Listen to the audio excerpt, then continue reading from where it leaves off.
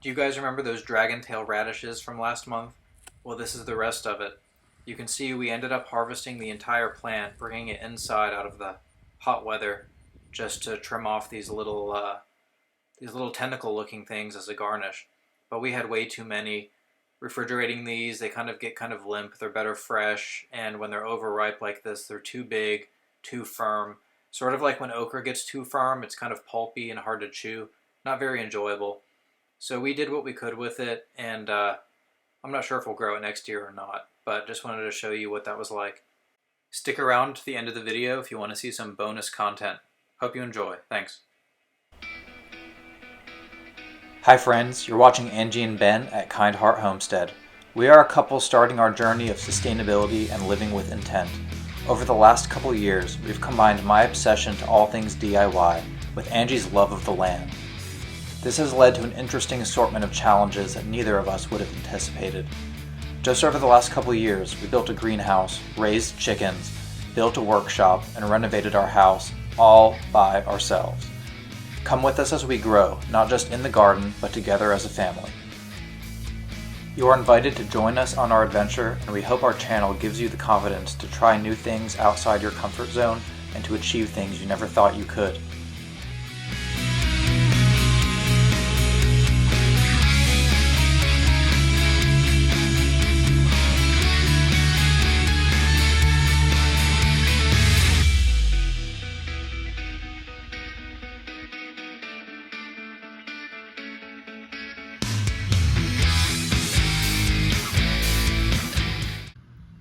Our cucumbers were ready to harvest maybe halfway towards the end of June, and they lasted about a month into the second week of July. I typically like to wait for them to get full length and maybe a bit chubbier before I harvest them. But some people like to harvest them early. I could understand that if you have excessive amounts of cucumbers like we've had in the past. But basically we just have like 5 or 6 producing plants here. Well, we had a few extra feet in our little pumpkin patch section of the garden, so I decided to plant some melons. I put a couple varieties of watermelon in there just to see what would sprout up. Our pea crops were very bountiful this year. This new trellis design worked perfectly, but now that the hot heat, maybe into the 90s, is here, the plant's pretty much burnt to a crisp. So we're ripping them out, and you can see we have the sponge gourds already growing up the trellis, and those will spread out and cover the whole thing pretty soon. And to wrap up the project of this garden bed here, Angie's going to plant a couple sweet potatoes and do some weeding before I move on to the next thing.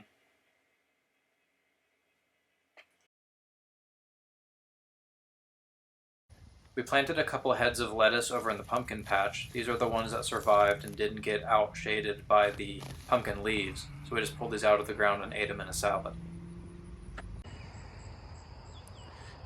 We have a cool summer morning here. We're going to try to take advantage of it by getting the rest of our cold-tolerant crops out of the ground. So that'll be the carrots and the onions.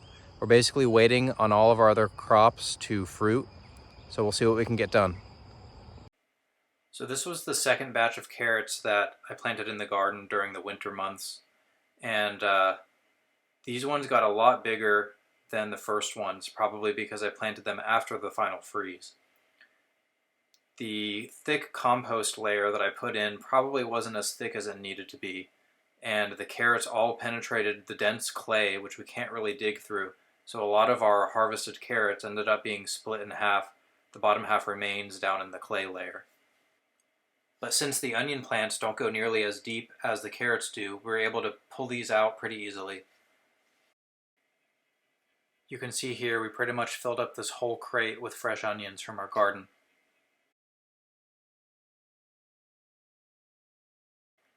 And now over to our washing station.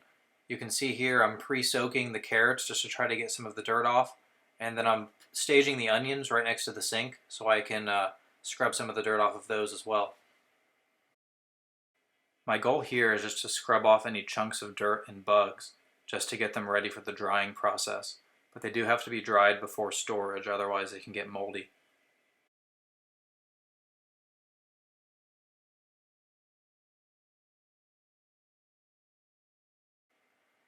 We have this DIY drying rack made out of some basic lumber and some chicken wire wrapped around it. And you'll be able to see here how we like to dry out our onions in pretty much full sun for a couple days before we bring them up onto the porch and put them in the shade. We just want to make sure they're pretty dry so they don't get moldy. For the carrots, we remove the greens, soak them, scrub them with a potato brush, and then let them dry in the harvest basket before we bring them inside for the salads.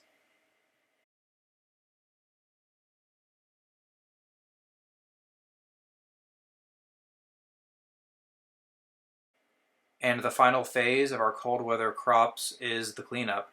We're going to go ahead and pull the grasses and weeds that were in between the onions and carrots, get those out of the way, then regrade the area with a rake. It's definitely a good practice to go ahead and weed once you have an empty bed, because once you get the seeds in there and they start to sprout, any weeding you do could potentially harm the root structure of the new seedling, and you might even pull it straight out of the ground because it's attached to a weed. We might be a little behind on this crop, but it's pretty much an experiment for us. It's our first time growing peanuts, so you can see here how I planted those in the ground. I used this yellow ruler as a guide to keep me parallel to the fence, and I used this 13-inch block of wood to dictate the crop spacing between the peanuts. We planted these white pumpkins pretty early in the year, and they're pretty much done. And now they're getting destroyed by the vine-boring larvae, so we need to go ahead and pull these out, throw them into a compost pile somewhere, get the vines out of the way so we can plant something else.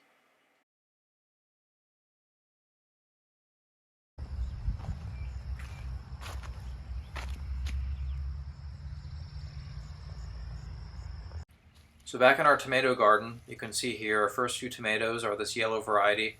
No red ones yet, those will come in a couple weeks. But right now we're just trying to lock down the worm issue. We're removing worms every day. Not so much hornworms these days, but we're getting these fruit worms which seem to burrow inside of the tomatoes.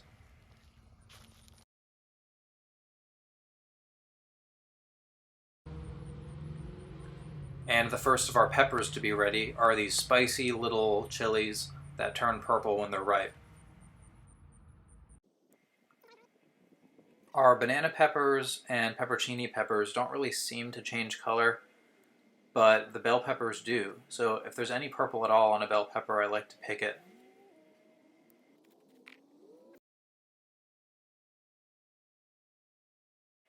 In addition to our slicing cucumbers, we also had pickling cucumbers and lemon cucumbers.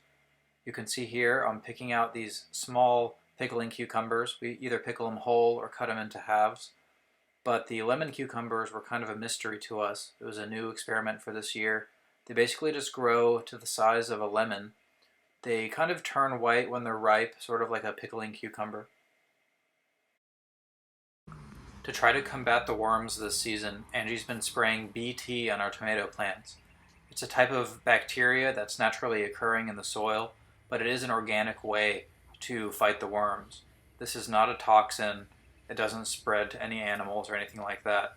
Basically, when the worms eat it, they have a hard time and they, I guess, die and don't come back. But we do have to do this periodically because I believe the UV rays from the sun breaks down the bacteria.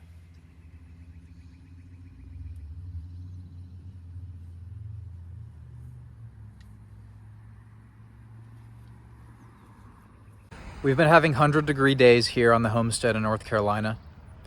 Way too hot to do any work out here, so I'll basically come out for 5 minutes at a time, check on the crops, look for pests like worms, give those worms to the chickens, maybe come back out later in the day and grab some of the tomatoes off the plants.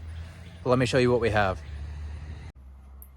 So most of our red varieties of tomatoes have been infested with worms this season, and as soon as I see a worm, I pick it off or cut it off the vine, throw it away, feed the worm to the chickens. But here's a couple red tomatoes that haven't been destroyed yet.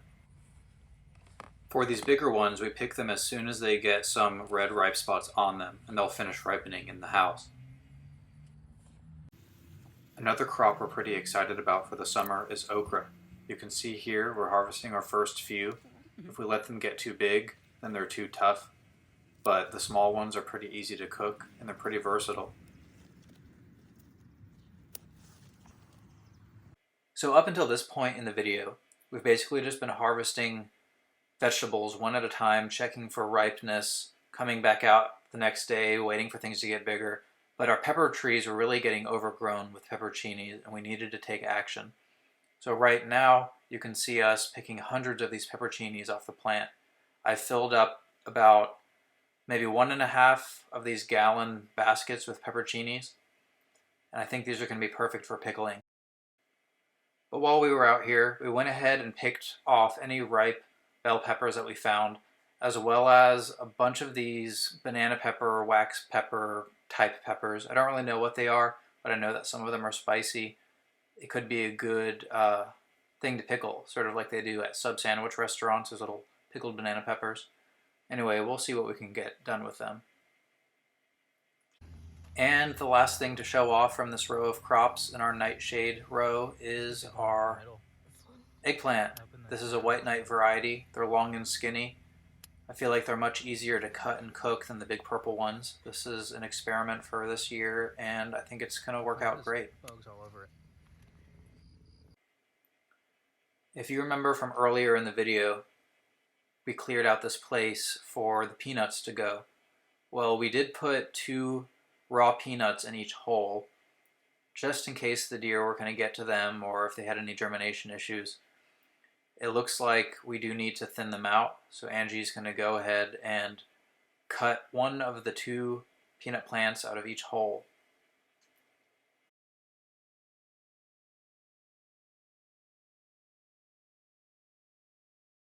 And while we're thinning crops, Angie's going to go ahead and remove the second watermelon from each of the watermelon planting sites.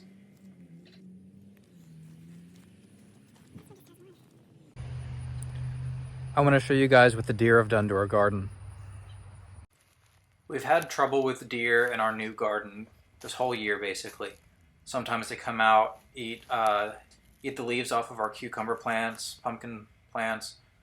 That doesn't bother me as much as I'm eating the fruit. Basically, they've destroyed all but one of our pumpkins and some of our cucumbers. Here's a close-up of the pumpkin that survived. And since the pumpkin plants have basically been destroyed, I'm going to go ahead and throw the pumpkins over the fence and pull out most of the vines. I think I'm going to leave 1 or 2 partial vines left that still have some flowers on them, just in case there's a possibility of us getting some more pumpkins for the fall. There might be enough time left in the year to replace these pumpkin plants with some new ones. We'll have to wait and see. And since the cucumbers are done, I'm going to pull these out too. And just to wrap up some harvest before making this video, here's some bonus content of a cucumber and 2 green beans. Pretty impressive. The deer kind of got to this green bean plant. We weren't sure it was going to make it. I was just kidding about that. The bonus content is actually how we make some pickles using the fresh produce from our garden. We're going to do 1 batch of these sliced banana pepper, wax pepper, whatever they're called, and then the other jars are going to be full of the pepperoncinis. So obviously we rinse all of these before we process them, but to process the pepperoncinis, what we're doing is threading them onto a skewer, rotating the skewer around just to make the hole bigger, and then putting them into a separate bowl just to keep track. And ideally this hole will be used to allow the pickle juice brine to penetrate the pepper. We're technically canning these pickles, which involves sanitizing each jar in boiling water before we put anything in it. Angie estimated the amount of vegetables we had and chose to sanitize 5 large jars and 2 small jars.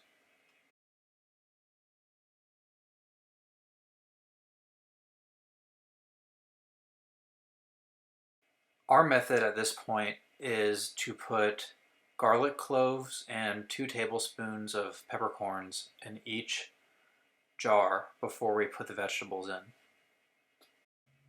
We use a canning funnel to make it a bit easier to get the stuff into the jars, but after we get the vegetables in there, Angie uses this little silicone spatula to crush everything down so we could basically fit twice as much into the jar.